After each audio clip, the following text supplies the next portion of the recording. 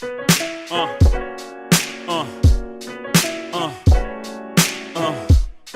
not a diss song, it's just a real song. What's going on, guys? This is Soomin Kim, and I'm actually here with a pretty good friend of mine. This is Guidry. He's from Seal Beach, California. He is a hip-hop artist, also known as Imprint. Oh no, hey, look who it is. It's a kid hopscotching on top of the beat again, and he's back with the extra strength, back all up in the system to make you think. Oh no, hey, look who it is. He just released his first album, but just so you guys know a little bit of background, Brett's actually a pretty close friend of mine. He's someone that I really I saw grow up, you know, in the Seal Beach area. He used to always come over to the surf shop I used to work at. But you know, I've known him for a while, and obviously, you know, it's been about 10 years now that I've known him, and he's just released his first album. So what I want to do is I actually want to catch up with him because you're going to be interested to hear his story a little bit. So Brett, thanks so much for your time. And so this is your first album, Brett. Yes. Also known as Imprint is your hip hop name, you know, which is an awesome name. But it's called The First Impression.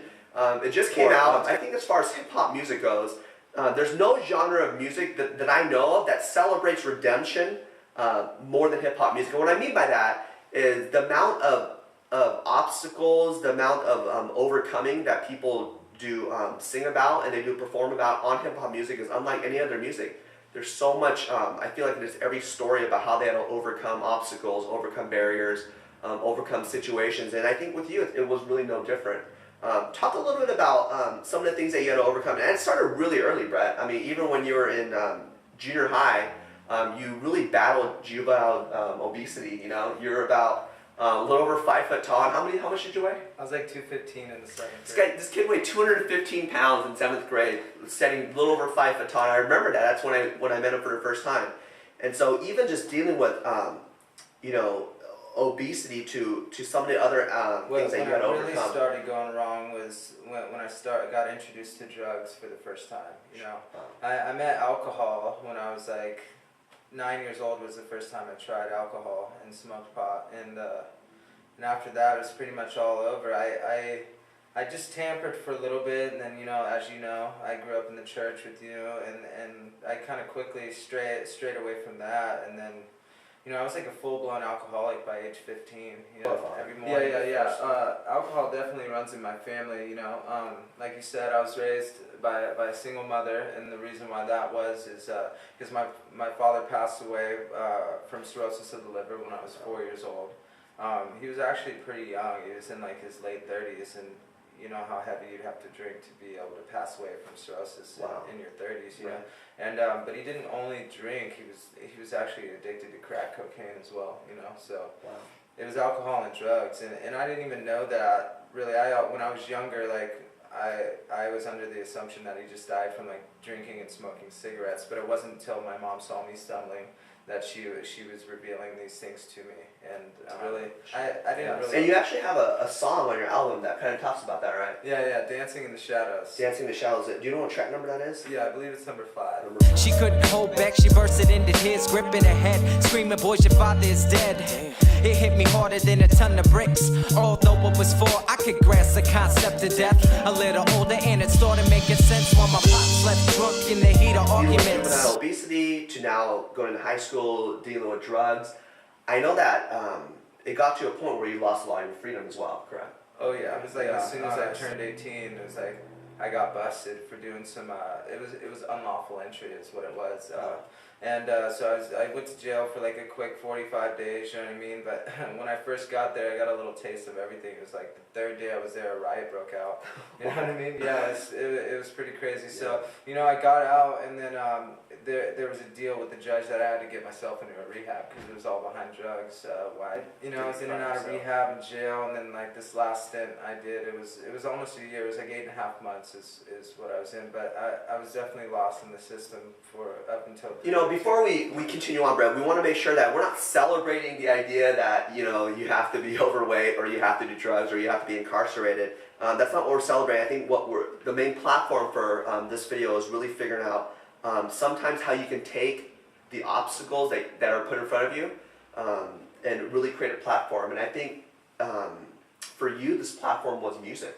I'd always loved music, you know what I mean? I was always a kid you'd see walking around with a backpack full of CDs with my headphones on, like, you know, minding my own.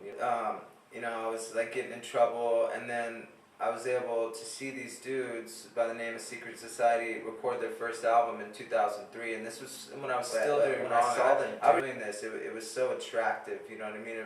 It was something that, you know, I wanted to be a part of, you know what I mean? Because I looked up to these guys. They were all older than me, and they were doing positive stuff. And, you know, I believe, like, I always wanted to do good, but I was just caught up, you know, that's why it was attractive, because I always wanted to do good, and I had a good feeling, but, you know, I'd quickly forget that when I left. But I started writing lyrics when I was in rehab, and that's basically when I became, you know, I saw them doing that, and then I did quickly, I went home and I wrote a verse, and then I brought it back like the next week, and my homie, The Optimist, who produced my whole album, he let me record that verse, and then, you know, it sounded cool, it was dope, but it by no means was it like a full song. I got arrested again, you know what I mean, and then I was back in rehab, and then when I was in rehab, you know what I mean, it's just like, oh God, I'm in this place, I'm 18 years old, and I'm with these like 50-year-old dudes who've been doing drugs their whole life, you know what I mean? So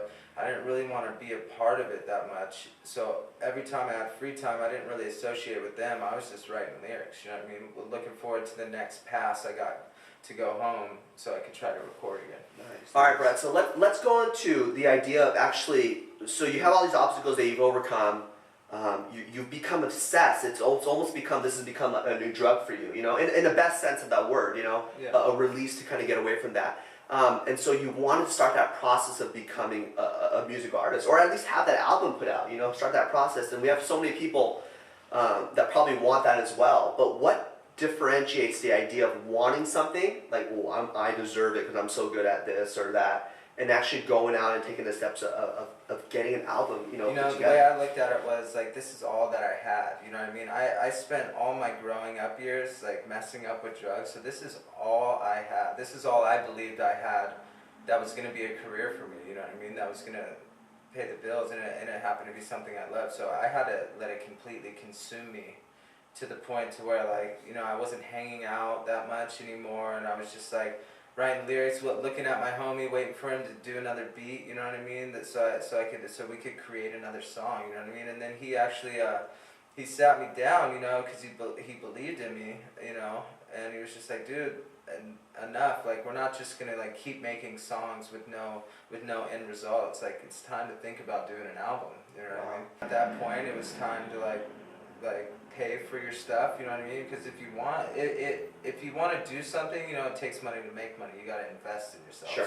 So it was no more, like you said, no more recording for fun. It's just like, if you want to do this, you know, invest in it. So and then it came time where I'm buying beats. So it's just like, now, like, I'm not just stacking chips. It's like, I gotta work.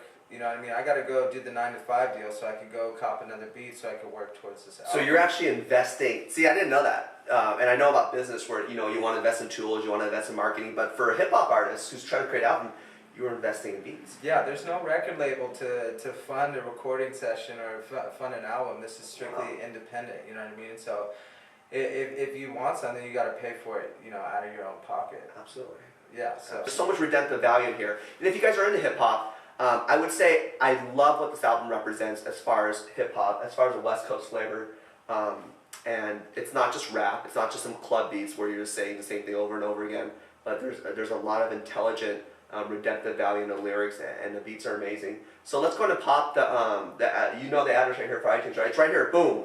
Okay, if you guys want to get it, I want you guys to go here right now, go ahead and download it from iTunes, and definitely support what Brett's. You know, when you're on the sidelines, you're not really getting any playing time. So it's just like, you know, I'm doing music, you know, I made the team, you know what I mean? But I haven't really blown up yet, you know what I mean? I'm on my way, you know what I mean? But kind of still stuck on the sidelines. So what it's talking about is I'm basically screaming, like, you know what I mean? Let me get in there, coach, you know what I mean? Let me show you what I got. Like, I'm gonna score, you know what I'm saying? I got what it takes. I'm just as good as anyone else out there, you know what I mean? So it's just like, I'm sick of being on these sidelines. Let me get some playing time. ground for a minute. Now I'm back up, revving like a NASCAR engine, attacking the backboard like Shannon Brown in Game 7. I'm getting it in.